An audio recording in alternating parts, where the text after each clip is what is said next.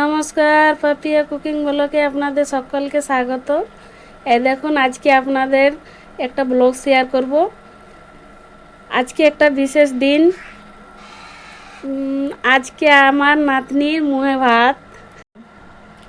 এই দেখুন, দুধ বসাই দিয়েছি পায়েসের জন্য।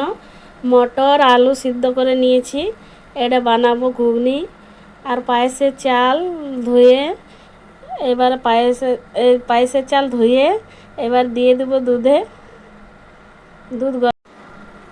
এবারে চালটা দিয়ে দিচ্ছি। দুধ গরম হয়ে গেছে, দুধ বলকে উঠেছে। কাজু, একটা সবুজ এলাচ, কিশমিশ, তেজপাতা এবারে পায়েসে দিয়ে দিলাম। কাজু দিয়ে দিলাম, কিশমিশ দিয়ে দিলাম। এবারে দিয়ে দিচ্ছি চিনি। পায়েসটা একটু নেড়ে নেব। এবার বসাই দিয়েছি ঘুগনির জন্যে মশলা, পেঁয়াজ, তেজপাতা, গরম মশলা ফোড়নে দিয়েছি। এবার মশলাটা ভালো করে কষে এবার দিয়ে দিব একটা টমেটো, এরপর জল মশলা কষার জন্য। মশলা কষা হয়ে গেছে, এবার আলুটা ভেঙে নেব। মশলা হয়ে গেছে, এবার আলু দিয়ে দিচ্ছি। আলুটা ভালো করে কষে মটর সিদ্ধ দিয়ে এবার দিয়ে দিলাম জল। মাছ ভেজে নিয়েছি আর আলু পোস্তর জন্য আলু কেটে নিয়েছি। এবার মাছের মশলা কষে নিয়ে জল দিয়ে দিচ্ছি।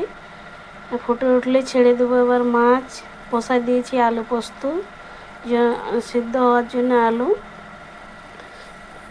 পুরো রান্নাটা তো সম্পূর্ণ দেখাতে পাচ্ছি না, একটু একটু করে আপনাদের দেখাচ্ছি। এবারে পোস্ত বেটে নিয়েছি আর দিয়ে দিচ্ছি আলু পোস্ত। মাছের ঝোল আলু পোস্ত রেডি। এবার পোস্তটা নামিয়ে নেব। এই দেখুন মাছের ঝোল রেডি আর আলু পোস্তও ফুটে উঠেছে, মানে রেডি। এবার আপনারা তো সবাই জানেন যে সব পুরো রান্নাটা দেখাতে পারি না, তার জন্য আপনাদের কাছে ক্ষমা প্রার্থী। এবার একটা টমাটোরের বেগুনি করে নেব।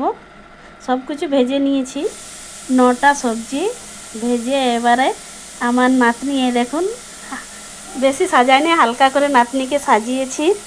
এবার খাবারের থালা অল্প অল্প করে যা যা উপকরণ বানিয়েছি সেগুলো সব সাজা নিচ্ছি। এবার আমার নাতনির জন্যে থালা সাজিয়ে নিয়েছি আশীর্বাদ করার জন্য। আমার দাদু ওকে আশীর্বাদ করছে। আশীর্বাদ শেষ হয়ে গেলেই এবার ওকে খাওয়ানো শুরু হবে। আপনাদের যদি ব্লগটা ভালো লাগে, লাইক, শেয়ার, সাবস্ক্রাইব আর কমেন্ট। দেখুন আমার দাদু